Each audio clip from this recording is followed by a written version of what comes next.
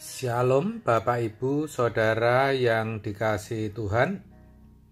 Seri pengajaran hari ini berjudul Sepatutnya Bagi Orang-orang Kudus.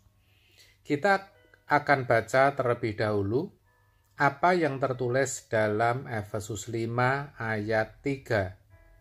Demikian, tetapi percabulan dan rupa-rupa kecemaran atau keserakahan disebut saja pun jangan di antara kamu, sebagaimana sepatutnya bagi orang-orang kudus. Sebagai pengikut Kristus, kita adalah manusia baru, orang-orang kudus milik kepunyaan Allah sendiri. Kita tidak lagi dan harusnya memang tidak bisa lagi serupa dengan dunia ini yang terbiasa dengan dosa. Tanda bahwa kita sudah dilahirbarukan atau menjadi ciptaan baru ialah sikap yang baru terhadap dosa, yakni kita membenci dosa sekecil apapun. Dengan kata lain, kita harus hidup sebersih-bersihnya. Hidup tidak bercacat dan tidak bercelah, sehingga sulit bagi seseorang untuk menemukan kesalahan dalam hidup kita. Harus dimengerti bahwa anugerah Allah bukan hanya menyelamatkan hidup kita, tetapi juga sekaligus memungkinkan kita untuk hidup kudus atau terpisah dari dosa. Dengan demikian, yang namanya kekudusan itu bukanlah hal yang tidak mungkin, tetapi suatu keniscayaan. Itulah sebabnya di bagian lain, Firman Tuhan mengatakan, "Kuduslah kamu sebab aku kudus."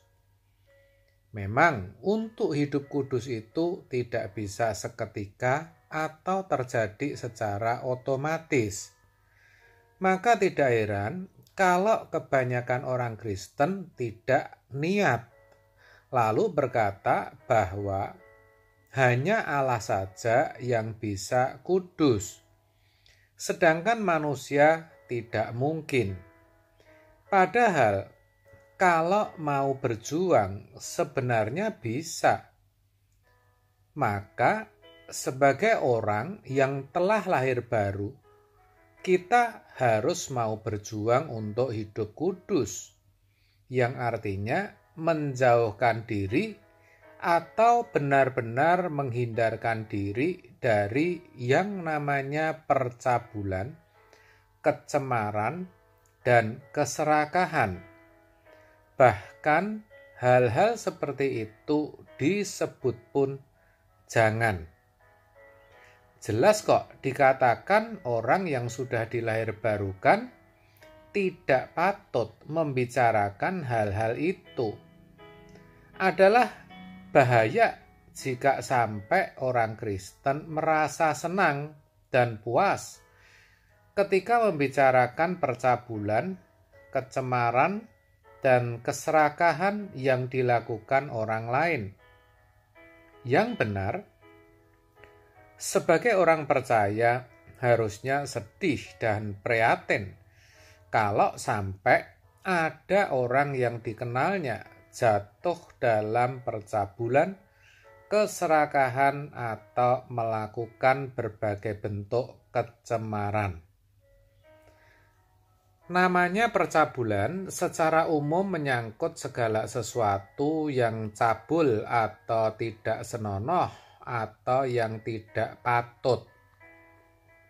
Melihat gambar, klip, atau video porno, berciuman atau melakukan hubungan suami istri saat pacaran, perselingkuhan, perkosaan, LGBT, fantasi seks, dan sebagainya. Sedangkan kecemaran lebih berbicara tentang ketidakmurnian, maksud yang tidak murni, niat-niat jahat, atau pemuasan hawa nafsu. Tuhan tidak menghendaki yang demikian. Allah memanggil kita bukan untuk melakukan apa yang cemar, melainkan apa yang kudus. 1 Tesalonika 4 ayat 7. Lalu, yang dimaksud dengan keserakahan adalah ketamakan, tapi juga bisa berarti keterpaksaan dalam melakukan tugas. Bagi orang percaya, tidak patut memperbincangkan hal-hal itu semua, apalagi melakukannya. Saudara, sebagai orang yang sudah dilahirbarukan, tanpa diperintahkan pun seharusnya sudah tahu apa yang sepatutnya dan wajib untuk dilakukan. Demikian juga sebaliknya, sudah tahu apa yang tidak patut untuk dilakukan oleh orang-orang kudus. Sebab apapun yang dilakukan dengan maksud yang tidak murni akan berbuahkan ketidakmurnian juga. Sesuatu yang dilakukan dalam kecemaran, hasilnya juga pasti akan cemar. Begitu juga kalau melakukan sesuatu dengan terpaksa, maka hal itu tidak dilakukan dari hati. Hasilnya juga tidak akan berkenan kepada Allah. Terlebih lagi, tentang keserakahan atau ketamakan, itu dikatakan sama dengan penyembahan berhala. Coba saudara baca ayat 5. Hal ini harus benar-benar disadari dan dihindari oleh orang percaya.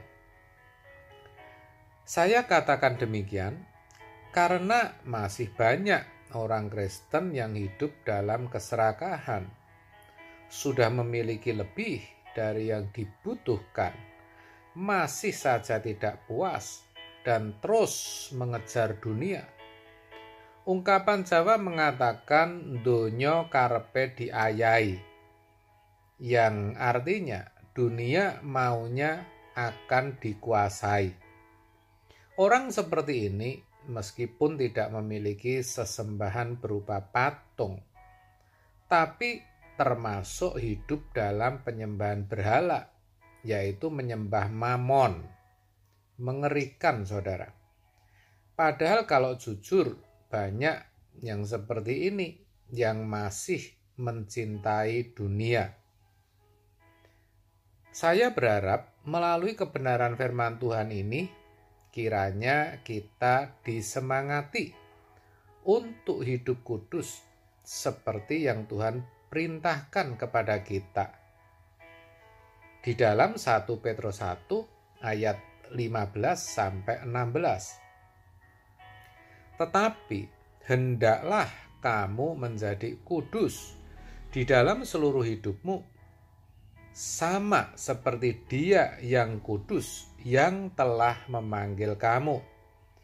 Sebab ada tertulis, kuduslah kamu sebab aku kudus. Percayalah bahwa anugerah Tuhan dalam hidup kita bukan saja menyelamatkan, tetapi juga memungkinkan untuk kita hidup dalam kekudusan.